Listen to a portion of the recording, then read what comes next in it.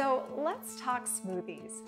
Smoothies are undeniably a gold star food in the wellness community as a great way to consume vegetables, proteins, superfoods, and more. And yet, you've likely heard some people voicing a concern about a smoothie's potential high sugar content. But there's a huge difference between an added sugar, like a spoonful of the white stuff, and natural sugars, such as those inherently found in fruit. And we'll get into this in the next chapter. Therefore, this is not a course designed to demonize a food group like fruit.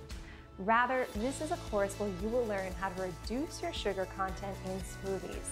And this is sugar of any variety through low sugar mediums.